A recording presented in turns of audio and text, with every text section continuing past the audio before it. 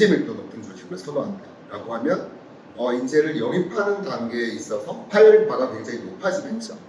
그러면은 대표가 면접을 보거나 또는 리더 A가 보거나 리더 B가 보거나 우리가 기대하는 이 정도 수준의 인재가 아니면 뽑지 않는 그런 의사결정이 될 수 있는 구조가 되어 있어야 된다고 생각을 하거든요.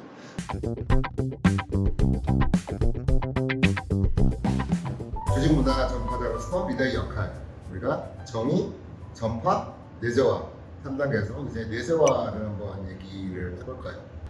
이렇게 표현하면 맞을 것 같아요. 아, 이 회사에서는 이렇게 행동하는 게 맞구나, 이렇게 행동하지 않으면 안 되겠구나를 감지하는 것, 그리고 그대로 이행하는 것. 나아가서는 그런 생각에 에너지를 쓰지 않고 그냥 자연스럽고 당연한 습관이 되어 있는 것. 마치 어린아이가 처음 양치를 배울 때는 좀 어떤 노력을 기울여야 하지만 이제 나중에 우리 성인이 되면 그냥 눈 뜨면 양치하는 게 되게 당연하잖아요. 이제 그런 정도의 습관으로 조직 내부에 자리 잡는 것. 이게 내재화라고 생각합니다. 네, 좋습니다. 굉장히 건강한 단계인데요. 내재화가 되었다라는 건 어떻게 하면 내재화를 시킬 수가 있을까요? 저희는 이걸 두 가지로 얘기했잖아요. 시스템과 분위기. 맞아요. 네, 저는 분위기의 중요성을 우리 처음 디스커션 할 때 많이 얘기했었고 또 세훈님은 상대적으로 저보다 큰 회사를 많이 다니고 어떻게 보면 관료화된 조직의 경험이 더 많기 때문에 시스템이 왜 관료화라고 표현하시죠? 잘 구조화되어 있고 잘 시스템화되어 있는 체계화. 네. 저는 조금 더 성숙된 조직이라고 표현하고 싶은데. 네, 맞습니다. 그래서 저처럼 좀 자라나는 새싹의 기업에서는 상대적으로 분위기가 조금 더 영향을 끼쳤었던 것 같고 선생님 경험한 조직에서는 시스템 속에서 문화가 자리 잡은 그런 케이스들이 많았을 것 같아요. 그렇죠. 네.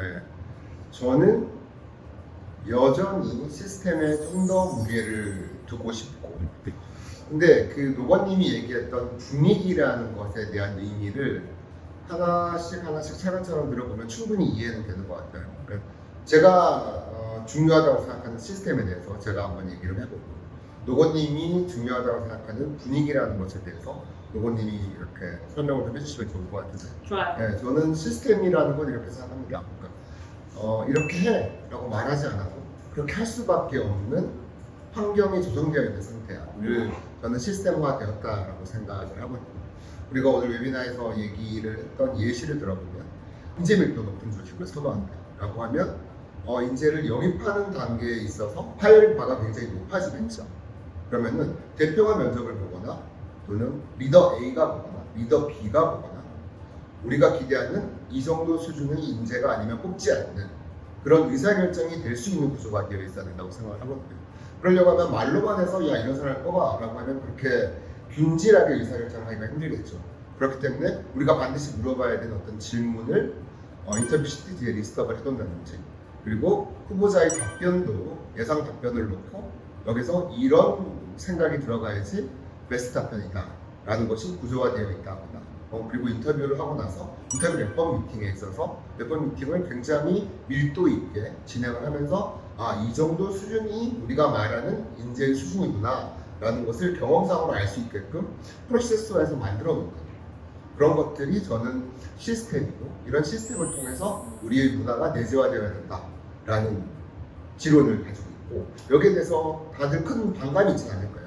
이 시스템을 잘 갖추기 위해서 시간과 노력이 필요하다라는 것일 테고 노건님이 얘기하는 분위기는 뭘까요?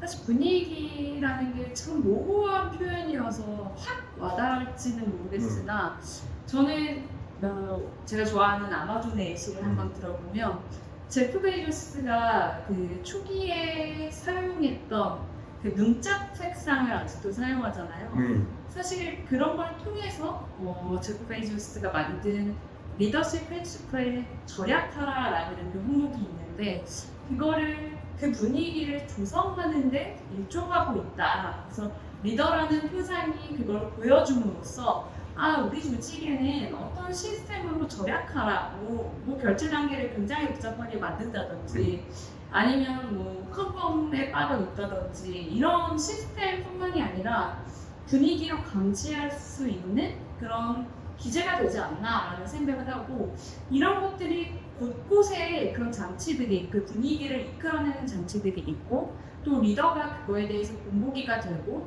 또 리더가 만약에 이 사람이 정말 비용 검증을 하지 않고 미팅을 하지 않고 어떤 결제를 올렸을 때 끝까지 질문하고, 또 왜 그런 우리 조직 문화에 결이 맞지 않는 행동을 했는지에 대해서 챌린지를 함으로써 이 사람을 학습시키는 거죠. 그러면 그 학습이 사실 그 개인에게 내재화되고 또 주변 사람들에게 영향을 미침으로써 이 조직에서는 절약이라는 키워드가 정말 중요하구나 라는 것을 사람들이 암묵적으로 감지할 수 있게 되는 것, 이런 것들이 저는 분위기라고 생각을 합니다. 네. 그런 분위기를 만들기 위해서 CEO가, 리더가 우리의 왜 이대로 생각하고 행동하고 말하고 의사결정하는지에 지속적인 질문을 던지는 건 좋은 방법인 것 같고요. 질문 외에 이런 분위기를 조성하기 위해서 CEO 또는 리더 통해 HR을 할 수 있는 것들이 또 있을까요? 여러 가지가 있겠지만 사실 저는 뭐 제가 많이 느낀 거는 저 공간도 되게 중요한 것 같아요. 그래서 한 번은 저희 제가 다녔었던 회사에 그 공간이 굉장히 개방적이었어요. 그리고 위계에 따라서 책상이나 뭐 룸이 있거나 그런 것이 아니라 모든 공간이 다 통일된 책상 그리고 통일된 공간 안에서 존재했었거든요. 근데 그런 게 회사를 딱 면접 보러 온 사람들이 바로 캐치할 수 있는 분위기 아닌가 싶어요. 아, 이 회사는 최대한 수평적으로 소통하려고 노력하는 회사이구나. 이 회사는 굉장히 개방적이구나. 뭐 파티션도 없고 아무런 그런 막힘이 없었으니까요.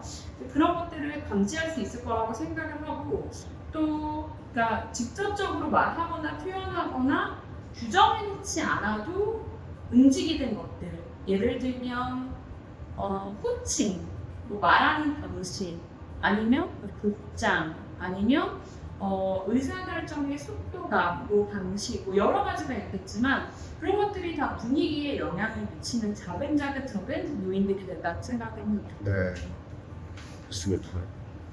분위기도 중요하고 시스템도 중요한데 뭐가 더 중요한가요? 라는 질문이 또 있을 수도 있을 것 같은데 우리는 그런 얘기를 했었죠.